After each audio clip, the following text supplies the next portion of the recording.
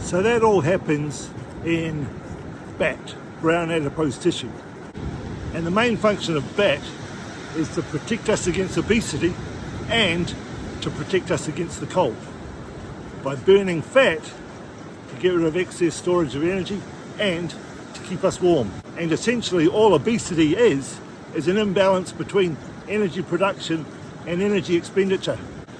And research has shown that obesity is associated with increased white adipose tissue, decreased brown adipose tissue, decreased mitochondrial numbers, and decreased mitochondrial activity.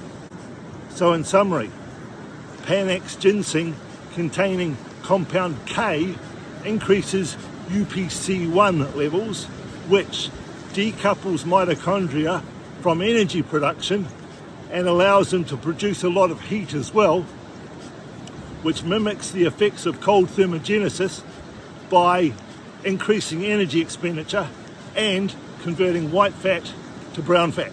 Before I go on, let's quickly review the benefits of cold thermogenesis, getting in cold water.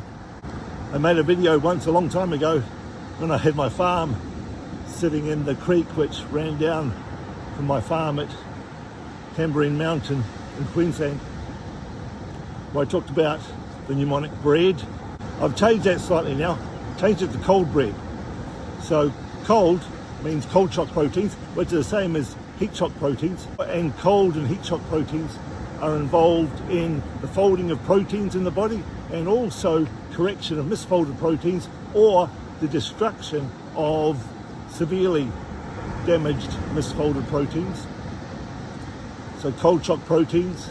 B is for biofilms. Cold thermogenesis helps dissolve biofilms, which is the snotty layer of mucus that groups of microbes surround themselves with to protect themselves from the immune system. R is resilience, increases our resilience to illness. E is energy.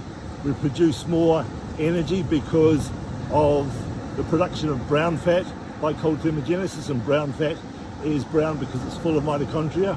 A is arterial constriction, because in the cold water we get the hunting effect where our arteries first constrict to protect our vital organs from the cold, but then dilate 15 minutes later because they've got to stop our skin from falling off.